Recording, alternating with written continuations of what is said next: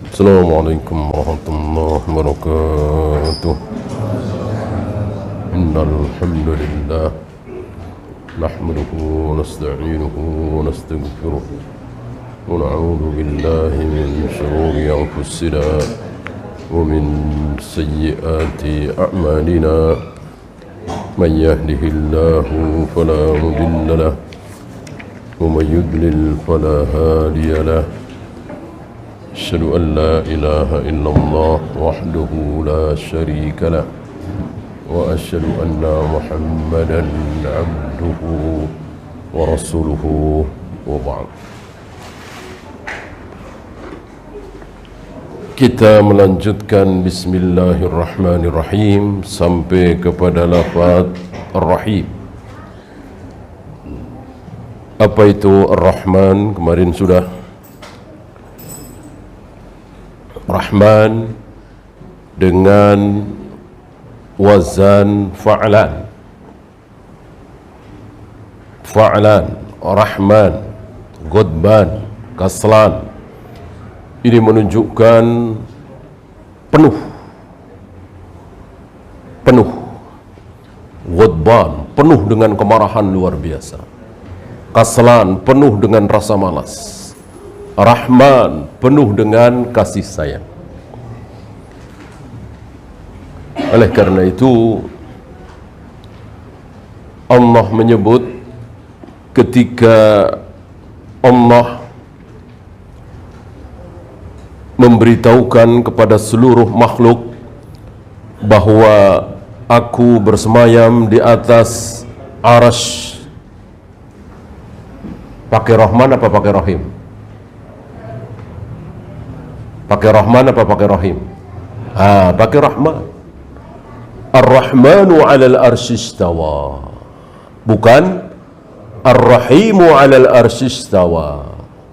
Artinya sama apa tidak? Sama. Sama-sama Allah. Maksudnya sama-sama Allah. Ar-Rahmanu 'alal arsy istawa. Allah yang Maha Rahman itu bersemayam di atas arsy. Ar-Rahimu 'alal arsy istawa. Allah yang Maha Rahim itu bersemayam di atas arsy. Maksudnya sama. Tapi Ar-Rahman lebih tepat. Ar-Rahman lebih tepat. Karena Rahim terbatas. Ar-Rahman tidak terbatas. Ya. Rahimnya Allah di dunia ini terbatas sekali. Serahim-rahimnya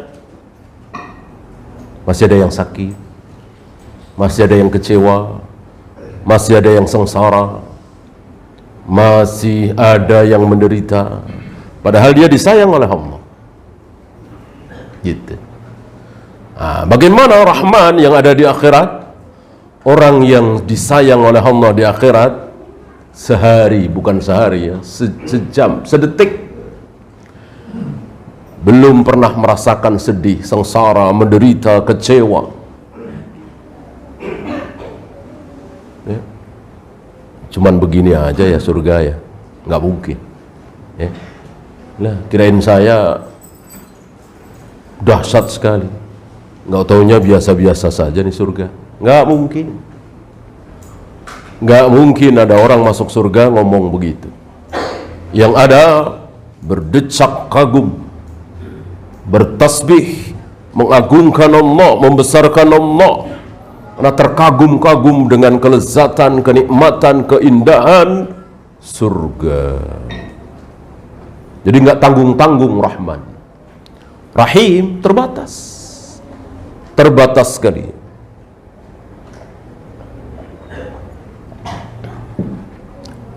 Mau kaya raya, jutawan, bahkan miliarder, pernahkah sakit? Pasti.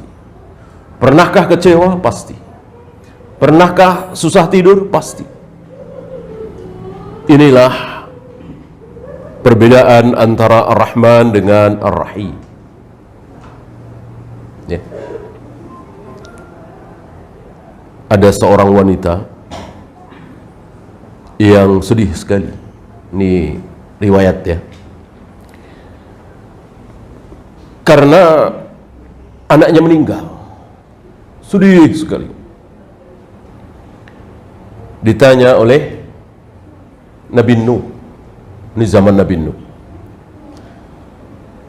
Kenapa engkau bersedih? Anakku yang masih remaja meninggal ya Rasul.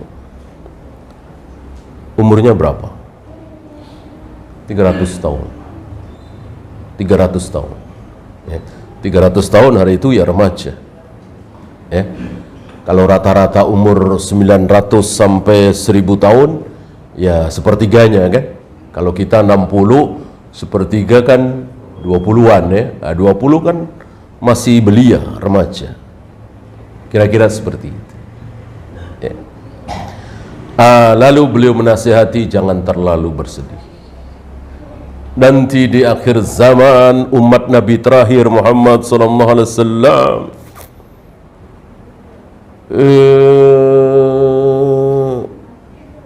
yang tua itu mati itu antara 60 sampai 70. Antara 60 sampai 70. Ya. Dan itu sabda Nabi alaihi salatu wassalam, rata-rata umur umatku ya segitu, antara 60 sampai 70. Yang lebih sedikit. Yang kurang banyak. Ya. Coba antum ingat-ingat teman antum, saudara antum, tetangga antum, kenalan antum yang meninggal sebelum 60. Ada enggak? Banyak. Banyak. Wan-wan kita ngaji saja sudah berapa? Kita bisa hitung ya. Belum yang kita nggak kenal, tetangga, saudara jauh.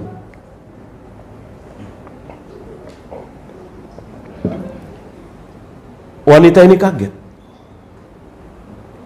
Adakah manusia generasi yang umurnya cuma segitu?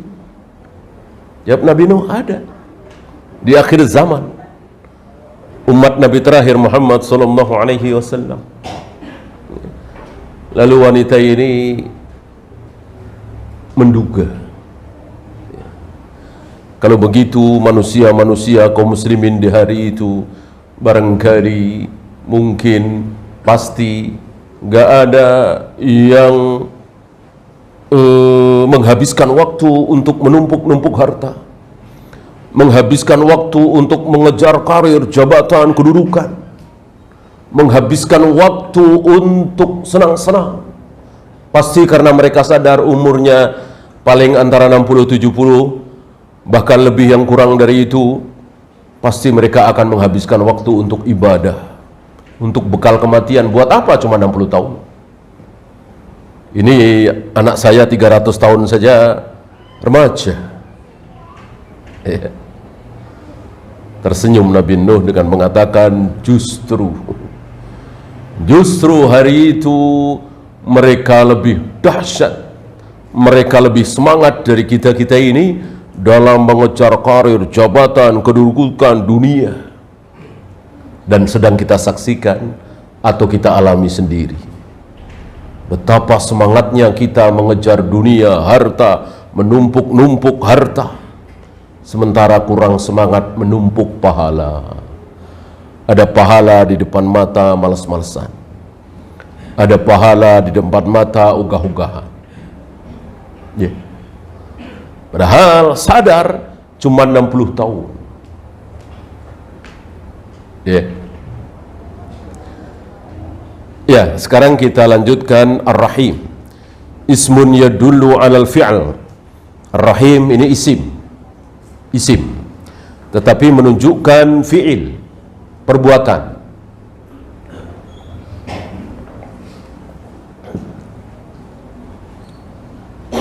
Beda dengan masjidun, kursiyun, baitun. Itu isim, tidak menunjukkan perbuatan. Ya. Ar-Rahim ini isim, bukan fi'il. Tapi yadullu 'alal fi'li, menunjukkan atas perbuatan. Li'annahu fa'ilun bimakna fa'ilun. Karena walaupun wazannya fa'ilun, tapi maksudnya fa'ilun, pelaku. An kataba katibun, penulis. Qara'a qari'un, pembaca. Fataha fatihun, pembuka. Ya. Bukan fatihun, bukan qari'un, tapi fatihun, qari'un. Nah, ini kebalik. Rahimun, tapi bimakna rahimun. Dalun alal fi'l, menunjukkan perbuatan, isim fa'il. Fayajtami'u minar rahman ar-rahim anna rahmatallahi wasi'atun. Di sini Allah kumpulkan antara Ar-Rahman dengan Ar-Rahim, satu di akhirat, satu di dunia. Ini menunjukkan bahwa rahmat Allah sangat luas. Wasi'a kulla syai', meliputi segala sesuatu. Tidak ada satu tempat, tidak ada satu titik di muka bumi ini yang tidak mendapatkan rahmat Allah. Tidak ada satu titik, satu koordinat di muka bumi ini yang tidak mendapatkan rahmat Allah. Mau itu negeri kafir, negeri muslim, tempat taat seperti masjid, tempat maksiat, gereja, wihara, pelacuran, perjudian, dan seterusnya, semuanya mendapatkan rahmat Allah. Kalau tidak mendapatkan rahmat Allah, mati mereka. Seteguk air saja mereka enggak dapat. Sesuap nasi enggak dapat. Sebagaimana di mana? Tempat yang tidak ada rahmat Allah sama sekali. Neraka. Neraka itu contoh tempat di mana rahmat Allah tidak ada sama sekali.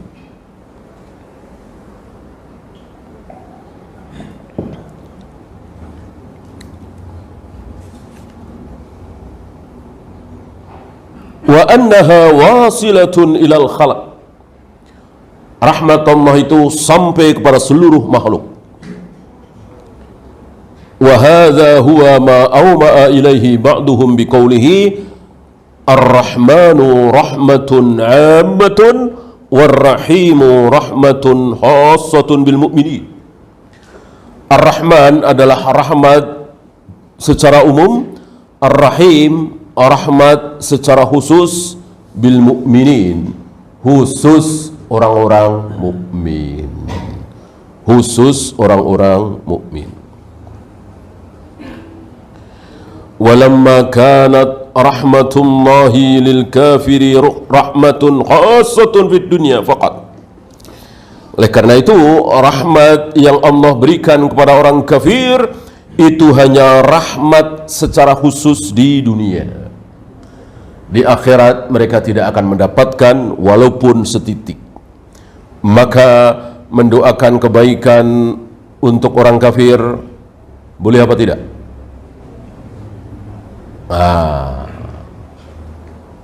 Pertanyaan ini kurang lengkap. Bolehkah mendoakan kebaikan untuk orang kafir? Pertanyaan ini kurang lengkap. Mestinya kebaikan di mana? Gitu.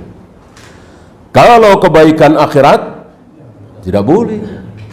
Ampuni dosa dia ya Allah, masukkan dia ke dalam surga ya Allah, selamatkan dia di atas sirat ya Allah, beratkanlah timbangan kebaikannya di mizan ya Allah, dan seterusnya. Tidak boleh. Tidak boleh. Yang boleh mendoakan kebaikan untuk orang kafir dengan kebaikan dunia, itu boleh. Boleh ya, bukan harus. Boleh. Tidak mendoakan juga nggak apa-apa. Boleh saja. Ya. Sembuhkan penyakit dia ya Allah, boleh. Naikkan pangkatnya ya Allah, boleh. Lariskan dagangannya ya Allah, boleh. Kan kebaikan dunia.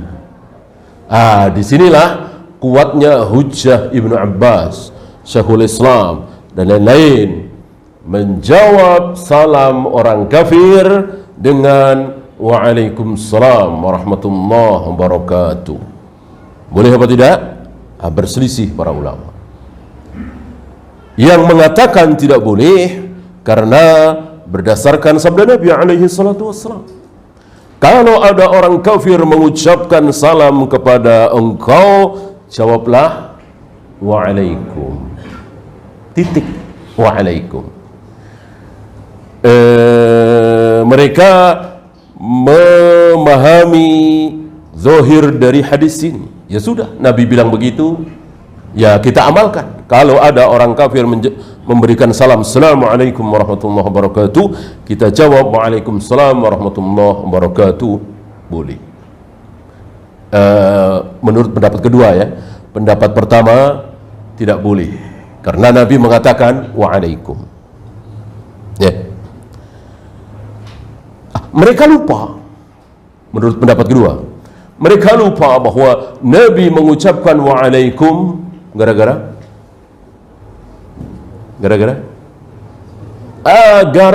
salamnya orang Yahudi yang diplesetkan. Nabi ketika itu bersama dengan Aisyah, datang orang Yahudi memberikan salam, ya Muhammad, Assalamualaikum, bukan Assalamualaikum. Nabi tahu, Aisyah tahu, diplesetkan, dan Nabi nggak heran, Aisyah nggak heran. Memang kelakuan Yahudi seperti itu. Kelakuan Yahudi seperti itu. Wow, marah Aisyah, emosi. Maka Aisyah menjawab dengan laknat. Waalaikum laknatullah wa ghadabullah wa ya ikhwanal khanazir, qiradata wal khanazir. Sebaliknya bagi engkau murka Allah, laknat Allah, azab Allah, wahai keturunan kera dan babi, saudara-saudara kera dan babi. Marah. Atas kemarahan Aisyah ini Nabi mengatakan nggak usah begitu, cukup jawab Waalaikum. Artinya apa? Iya, ente juga. Asam apa? Asam binasa, kematian, ya, keburukan, binasa bagimu. Ente juga, engkau juga. Waalaikum.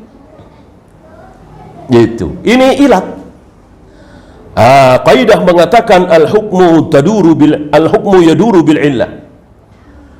Ada man kana aw wujudan. Hukum yang ada ilatnya itu akan berjalan sesuai dengan ilat. Kalau ada ya ada, kalau nggak ada ya nggak ada. Ini sama dengan kasus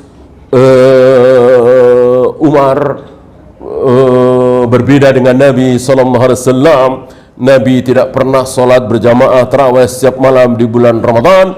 Umar berani mengadakan berjamaah setiap malam di bulan Ramadan. Kenapa? Karena ada ilat yang hilang. Gitu. Begitu juga ini. Ya. Kan Nabi mengatakan Waalaikum, dan kamu juga, itu karena peristiwa tadi, karena salam yang diplesetkan oleh Yahudi tadi. Seandainya tidak, tentu Nabi tidak akan mengucapkan seperti itu. Berarti boleh dijawab Waalaikumsalam warahmatullahi wabarakatuh. Ya. Dan kejadian ini bukan hanya kepada Nabi. Ketika orang-orang Yahudi bertemu dengan para sahabat, selalu seperti itu. Assalamualaikum. Maka Nabi mengatakan, jika Yahudi memberikan salam kepada kalian, jawablah Waalaikum.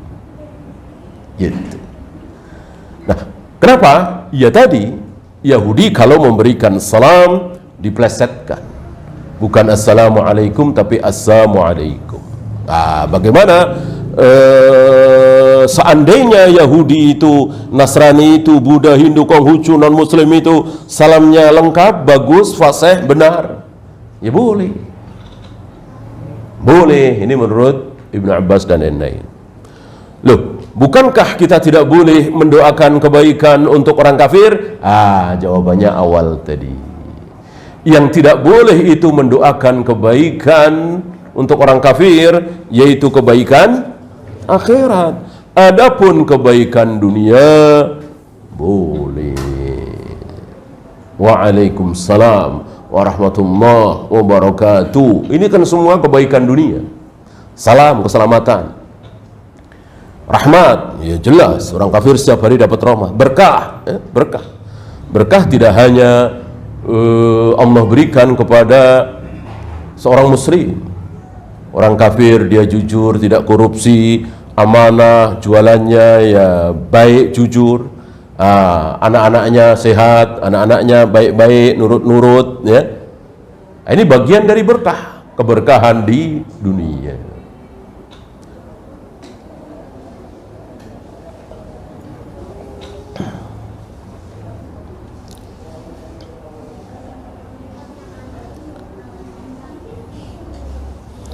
لأنهم في الآخرة يقول تعالى لهم إذا سألوا الله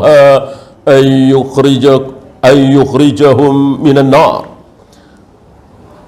Ketika orang kafir nanti berada di neraka dan mereka memohon kepada Allah supaya dikeluarkan dari neraka, wa tawassalu ila Allah Ta'ala bi rububiyyatihi, dan mereka bertawasul. Orang-orang kafir ini bertawasul, memohon kepada Allah supaya dikeluarkan dari neraka, bertawasul dengan sifat rububiyah Allah. Disebutkan di situ bagaimana Allah melakukan begini. Wa'tirafihim ala anfusihim, dan mereka mengaku kesalahan mereka, kekufuran mereka. Mereka mengatakan, Rabbana akhrijna minha. Ya Allah, keluarkan kami dari neraka ini. Fa in udna fa inna zalimun. Jika kami nanti kembali kafir lagi, sungguh kami orang-orang zalim. Kami tidak akan mengulangi kekufuran kami, kemaksiatan kami, ya Allah. Dan tentu permohonan ini dikabulkan apa tidak oleh Allah? Tidak sama sekali. Mau menyesal, menangis, nangis darah, nangis nanah, Allah biarkan.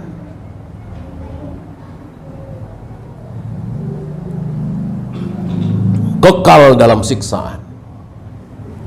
Dan Allah mengatakan, seandainya Allah berkenan mengembalikan mereka ke dunia, maka mereka akan kafir lagi.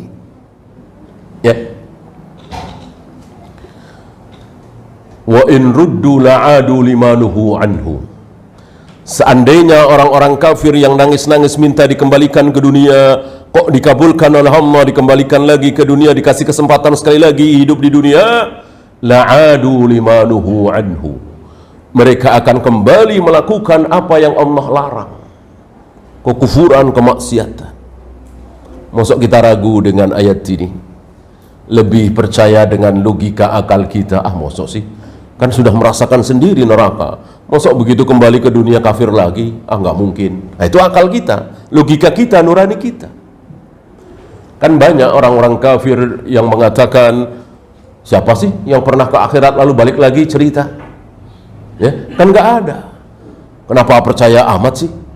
Ya, ada. Itu kan mana buktinya? Ada hari setelah, ada kehidupan setelah kematian. Nggak ada bukti. Itu cuman tertulis saja. Kalau tertulis ya bukan cuman itu yang tertulis, banyak sekali. Ya.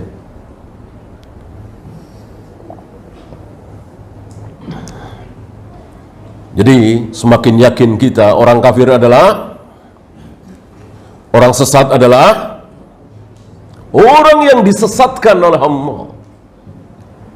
Semakin yakin kita dengan sabda Nabi, orang yang disesatkan oleh Allah pasti sesat.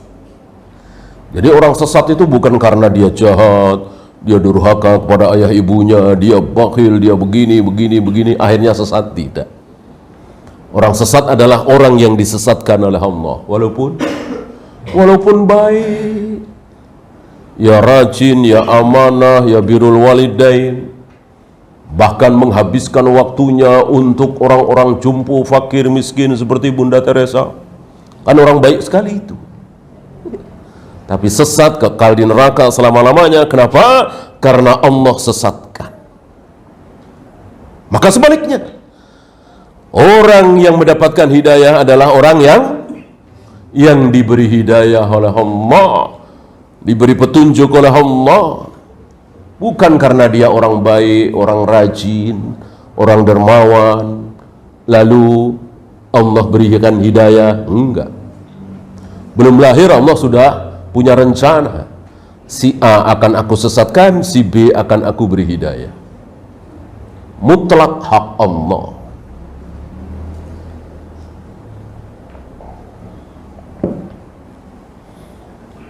Fala tudrikuhum ar-rahmatu. Mereka ahli neraka ini tidak mendapatkan rahmat sedikit pun. Setetes air, sedetik, 2 detik waktu untuk istirahat tidak ada. Ya. Biarkanlah mereka istirahatlah 5 menit, 3 menit, nggak disiksa, habis itu siksa, nggak ada. Nggak ada waktu istirahat dari siksaan.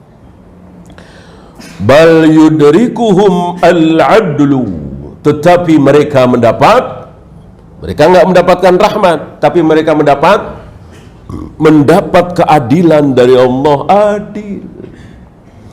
Mereka disiksa, mereka diazab habis-habisan, hancur-hancuran badannya. Mereka dapat apa? Dapat keadilan. Kalau Allah nggak siksa mereka, nggak azab mereka, malah nggak adil. Ya. Maka seluruh takdir yang Allah timpakan ke kita itu adalah keadilan Allah. Kenapa? Apa yang terjadi di jagat raya alam semesta adalah keadilan Allah. Ini masuk surga, ini masuk neraka. Ini masuk surga, padahal anaknya musuh Nabi. Ini masuk neraka, padahal anaknya seorang Nabi, ayahnya seorang Nabi. Apa ini? Adil. Adil.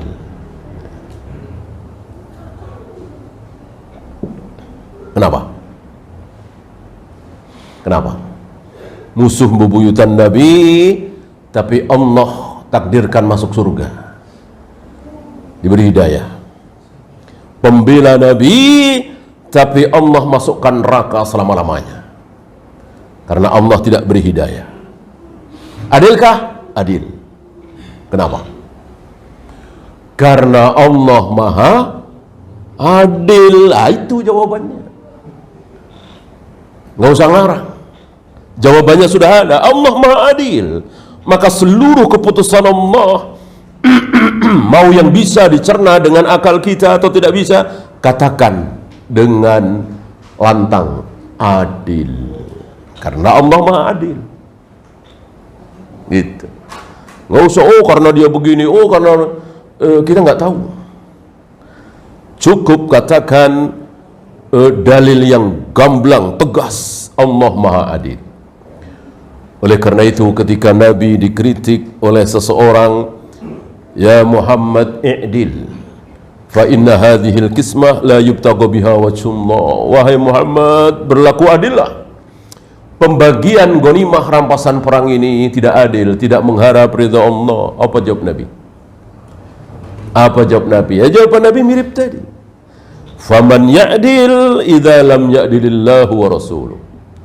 Kalau Allah dan Rasulnya dibilang tidak adil, maka siapa yang bisa berbuat adil? Nggak ada. Karena yang paling adil adalah Allah dan Rasulnya. Ini Nabi ingin memberitahu, mengajarkan kepada semuanya, pokoknya keputusan Allah dan Rasulnya pasti adil. Kenapa? Karena Allah Maha Adil. Kalau Allah dibilang tidak adil, Rasulullah dibilang tidak adil, nggak ada keadilan di muka bumi ini. Karena yang paling tahu tentang keadilan adalah Allah dan Rasulnya. Bukan PBB, bukan HAM, bukan ini, bukan itu. Yang paling tahu tentang keadilan adalah Allah, Allah beritahukan kepada Nabi sallallahu alaihi wasallam.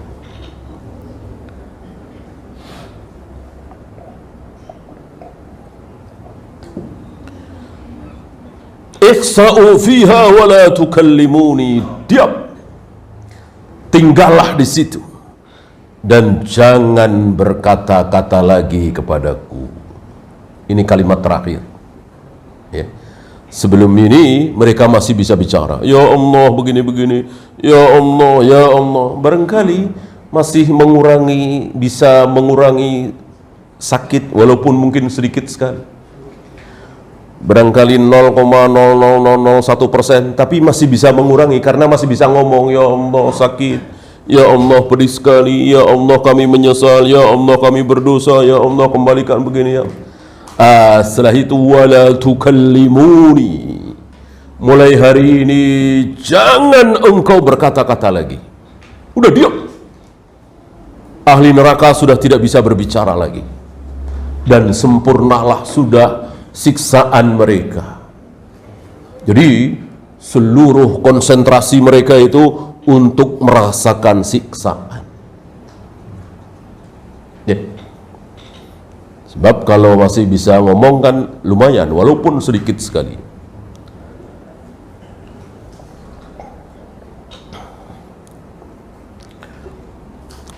Kemudian Alhamdulillahilladzi arsala rasulahu bil huda. Ini kembali ke matan. Segala puji bagi Allah yang telah mengutus rasulnya dengan membawa al-huda. Apa al-huda? Ilmu, ya. Bukan petunjuk hidayatut taufik, tidak. Para nabi, para rasul, termasuk Nabi kita Muhammad sallallahu alaihi wasallam, datang tidak dengan membawa hidayatut taufik. Kalau beliau datang membawa hidayatut taufik, maka Abu Jahal akan masuk Islam, Abu Lahab akan masuk Islam, seluruh orang yang ada di sekitar beliau dan semuanya akan masuk Islam. Kalau beliau datang dengan membawa hidayatut taufik. Hidayatut taufik hanya milik Allah. Maka siapa yang akan beriman, siapa yang tidak, terserah Allah, bukan terserah Rasulullah sallallahu alaihi wasallam. Maka yang dibawa oleh Nabi hanya hidayatul bayan. Hidayatul bayan. Tauhidkan Allah dengan cara begini. Salatlah yang benar, caranya seperti ini. Sallu kama ra'aitumuni usalli. Diikuti apa tidak, terserah mereka masing-masing. Ini hidayatul bayan. Nabi tidak bisa memaksa. Wadinil haq, agama yang hak. Isi dari agama yang hak ya hidayatul bayan itu.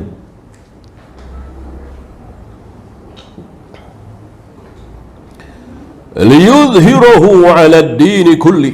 Kalimat ini menjadikan para ulama berbesar hati. Mestinya kita juga ikut-ikutan berbesar hati. Jangan pesimis. Jangan minder. Jangan takut. Kalau kita begini terus, gimana kita bisa mengalahkan orang-orang kafir? Kalau kita hanya begini terus, kapan kita menang? Kalau enggak jihad, kita tidak mulai jihad, kapan kita mendapatkan kekuasaan?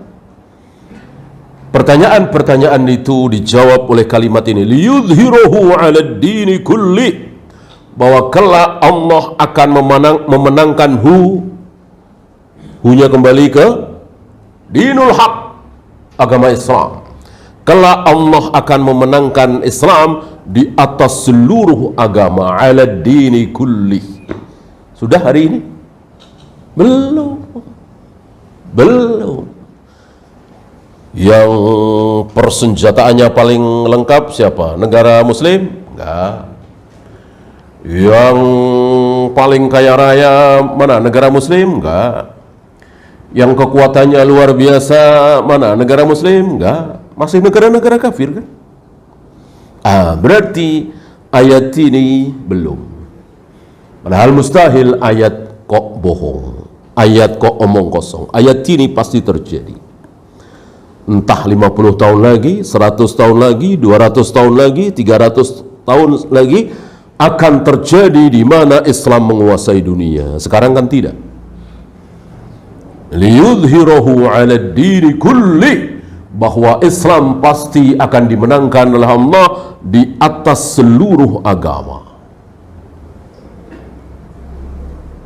Kalau yang sudah jelas dicontohkan, ya kita tidak ragu.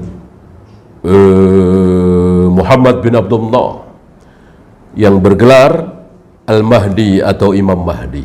Tapi ingat, salah satunya ucapan Syalbani, tidak ada dalil, tidak ada riwayat, tidak ada keterangan bahwa sebelum Imam Mahdi muncul maka Islam tidak mungkin jaya. Nggak ada keterangan seperti itu. Nggak ada, ya, nggak ada. Berarti mungkinkah Islam jaya sebelum Imam Mahdi muncul? Ya mungkin. Gimana caranya? Ya mengikuti apa yang disabdakan oleh Nabi alaihi salatu wassalam. Ya. Hatta tarji'u ila dinikum, sampai kalian kembali kepada agama yang benar. Caranya ini, ketika mayoritas kaum muslimin agamanya sudah benar, tauhidnya seperti tauhid Rasul dan para sahabat, akidahnya seperti akidah Rasul dan para sahabat, solatnya, puasanya, zakatnya, hajinya seperti cara Rasul dan para sahabat, dan seterusnya akhlaknya, maka Allah akan angkat kehinaan itu. Allah akan angkat kehinaan itu. Ya. Nah, sekarang bagaimana Allah mau angkat kehinaan yang melanda kaum muslimin, ya miskin, yang terjajah, ya sengsara, ya cacian, makian, hinaan, diusir segala macam. Sementara akidah mayoritas kaum muslimin beda dengan akidah Rasul dan para sahabat. Rasul dan para sahabat kenal sifat 20? Nggak ada. Rasul dan para sahabat nggak kenal sifat 20 itu apa. Utsman, Ali, Zubair, ya, coba tanya, sifat 20 bang, apa sifat 20? Sifat Allah itu sama dengan namanya 99, belum sifat yang tidak ada di nama. Karena nama Allah pasti sifatnya, sifat Allah belum tentu namanya. Berarti sifat Allah ada berapa? Ratusan, bahkan ribuan. Kenapa di sini tiba-tiba jadi 20? Ya. Jadi akidahnya udah beda, tauhidnya sudah beda. Ya. Adakah Rasul dan para sahabat mencari berkah dari kuburan, dari benda-benda keramat? Ya. Kalau kuburan mendatangkan berkah, insya Allah Allah tidak akan rahasiakan kuburan Nabi Ibrahim, kuburan Nabi Ismail, kuburan Nabi Musa, kuburan Nabi Harun, kuburan para nabi, para rasul. Seandainya kuburan itu mendatangkan kebaikan, ya, Allah tidak memberitahukan kepada Nabi sallallahu alaihi wasallam, Muhammad, kuburan Nabi Ibrahim di sini, kuburan Nabi Musa di sini, kuburan Nabi Nuh di sini, kuburan Nabi Harun, Yahya, Zakaria di sini. Gak ada. Dan Nabi juga nggak nanya. Nabi juga, kalau cerita, iya, itu pun kan nggak jelas, hanya selemparan batu dari Masjidil Aqsa. Kuburan siapa? Kuburan Nabi Musa alaihi salatu wassalam. Selemparan batu dari Masjidil Aqsa. Tapi lempar batunya kemana? Nggak tahu. Apa ke barat, ke timur, utara, selatan, tenggara, barat daya, nggak tahu. Ya. Kenapa? Karena nggak ada apa-apanya kuburan itu. Walaupun kuburan para nabi, para rasul, ini jauh di bawah para nabi, para rasul kuburan itu. Disebut kiai mungkin, ustadz mungkin, atau apalah. Disembah-sembah, disanjung-sanjung, dikasih bunga, dikasih wewangian, dibikin cungkup apa, batu nisan, dibangun. seperti kamar indah. Wa inna lillahi wa inna ilaihi raji'un. Beda ini berarti. Jadi akidahnya kaum muslimin hari ini mayoritasnya dengan Rasul dan para sahabat berbeda. Kemudian ibadahnya, Rasul dan para sahabat kenal salat nisfu Sya'ban, salat raghaib, salat arba'wakasan. Apa yang dilakukan oleh Rasul dan para sahabat di bulan Rajab? Tidak ada. Tidak ada satupun perbuatan khusus, salat khusus, puasa khusus di bulan Rajab. Ibnu Hajar telah mengumpulkan hadis-hadis tentang keutamaan bulan Rajab. Beliau mengatakan tidak ada yang sahih satupun kecuali bahwa bulan Rajab itu bulan haram. Itu saja. Bulan yang tidak boleh mengadakan peperangan. Di luar itu tidak ada. Puasa khusus, salat khusus, doa khusus, ya, yang tersebar di tengah kaum muslimin hari ini. Apa? Iya, berkahilah bulan Rajab kami, lalu sampaikan ke Ramadan, ya. Ini sering kita dengar. Enggak ada keterangan sahih dari Nabi SAW, ya, kecuali bulan haram tadi.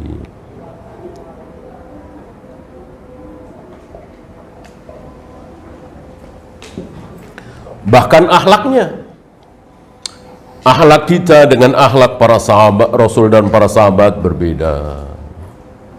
Ada kisah Rasul dan para sahabat kalau jalan di ngelewatin orang tua membungkukkan badan, atau Abu Bakar, Umar lewat di depan Nabi, ya, membungkukkan badan, tidak ada. Jadi ini kaum muslimin seolah itu akhlak. Ada yang jalan sambil duduk, jalan mundur, ya, itu tidak pernah dicontohkan oleh Rasul dan para sahabat. Ya, silakan azan dulu. Sallallahu ala Muhammadin sallallahu alaihi wasallam wa akhiru da'wana alhamdulillahi rabbil alamin. Alhamdulillah, salatu wassalamu ala Rasulillah. La haula wa la quwwata illa billah. Ada pertanyaan? Kalau tidak ada, kita lanjutkan sedikit.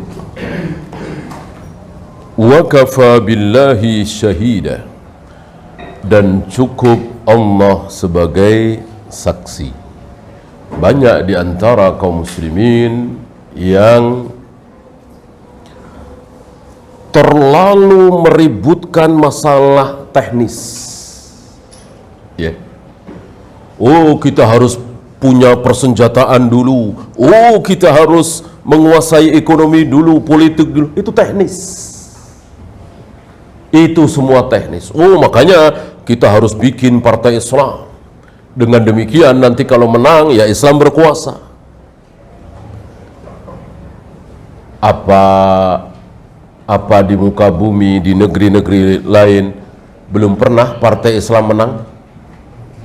Pernah apa belum? Pernah kan? FIS menang, kemudian Ikhwanul Muslimin di Mesir menang, bahkan Masyumi dulu kayak apa di negeri kita, ya. Bahkan beberapa tokoh partai Islam pernah jadi menteri nggak? Pernah. Pernah kan? Berarti pernah ada kesempatan, Allah berikan kesempatan memimpin negeri ini, mengatur negeri ini. Dapat apa Islam? Dapat apa?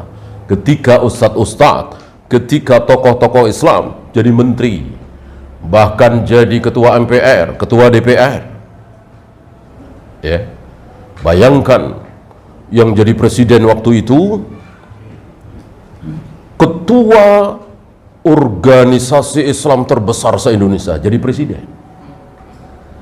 Yang jadi ketua MPR, ketua organisasi Islam terbesar nomor 2. Yang jadi ketua DPR, ketua HMI waktu, mantan ketua HMI. Udah kurang apa ini? Tokoh-tokoh Islam semua kan.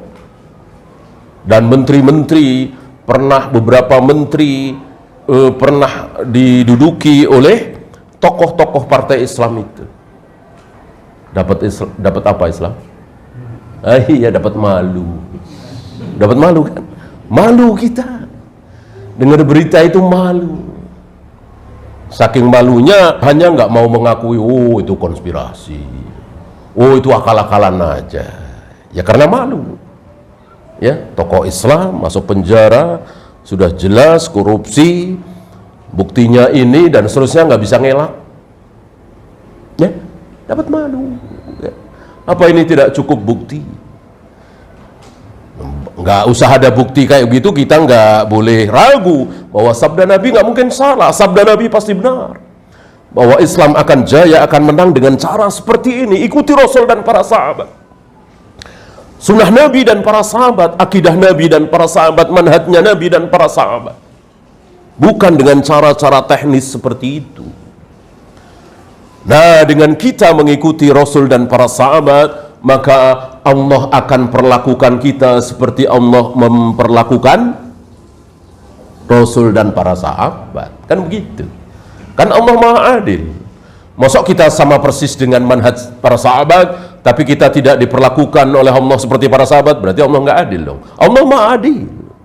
Jadi Allah tidak melihat Utsmannya, Alinya, Zubairnya, tapi manhajnya Utsman, akidahnya Utsman, ibadahnya Zubair, ya, tauhidnya, akidahnya Umar bin Khattab. Berarti bisa kita contoh, bisa kita tiru. Nah, kalau akidah kita, tauhid kita, manhaj kita, ibadah kita seperti para sahabat, pasti Allah akan berikan kemenangan kepada kita sebagaimana Allah berikan kemenangan kepada para sahabat. Allah akan hancurkan musuh-musuh kita sebagaimana Allah hancurkan musuh-musuh para sahabat. Kan Allah Maha Adil. Sebetulnya sudah ketemu. Kenapa kita masih berkutat di masalah teknis? Maka sudah saatnya kembali kepada sunnah, kembali kepada Allah dan Rasulnya, taat kepada Allah dan Rasulnya setaat-taatnya. Allah dan Rasulnya nyuruh apa? Sami'na wa ata'ana. Ya, urusan dunia masing-masing. Yang pedagang, yang petani, yang pengusaha, silakan. Tidak perlu berkumpul barang, membentuk ini, membentuk itu untuk tujuan Islam begini, partai Islam segala, nggak perlu. Ya, kecuali sesuatu yang memaksa, seperti yayasan kan memaksa. Kalau kita bisa bangun masjid, bisa bangun sekolahan tanpa yayasan, ya ngapain? Ya, kan nggak bisa, sulit. Nah, maka ya terpaksa aja dengan yayasan. Ya, dan kita tidak mengajak kaum muslimin untuk masuk ke yayasan itu kan. Beda dengan ormas, mengajak kaum muslimin sebanyak-banyaknya masuk ke situ. Maka ormas itu biasanya ada anggotanya, merekrut anggota. Yayasan tidak. Bahkan ada orang mau masuk aja kan nggak boleh. Ya, antum daftar jadi pengurus yayasan Al-Azhar gitu, kira-kira diterima nggak? Ya enggak lah, pengurusnya udah ada, paling 6 orang, 7 orang. Yayasan Al-Azhar kan sudah kaya raya, tiba-tiba antum masuk mau jadi pengurus nih, nah, daftar berapa? Ya nggak diterima. Beda dengan ormas, karena memang mereka mengumpulkan. Ini yang firqah. Terpecah belahnya kaum muslimin menjadi negara-negara Islam itu sudah cukup. Boleh walaupun bukan yang terbaik, tapi itu sudah cukup. Jangan dipecah lagi. Ya. Sudah pecah kaum muslimin Indonesia, kaum muslimin Malaysia, kaum muslimin Saudi, kaum muslimin Mesir, sudah cukup. Jangan ditambah lagi. Persatuan kaum muslimin Jawa, ikatan kaum muslimin Minang, persatuan persaudaraan muslim Sunda, ada menjadi pecah-pecah lagi, nggak perlu. Ya. Nanti walak dan baroknya bukan karena Islam dan kaum muslimin, tapi karena persatuan-persatuan itu, kelompok-kelompok ini buruk sekali. Wallahu a'lam. Ya, itu saja. Subhanakallahumma bihamdika asyhadu an la ilaha illa anta astaghfiruka wa atubu ilaik. Assalamualaikum warahmatullahi wabarakatuh.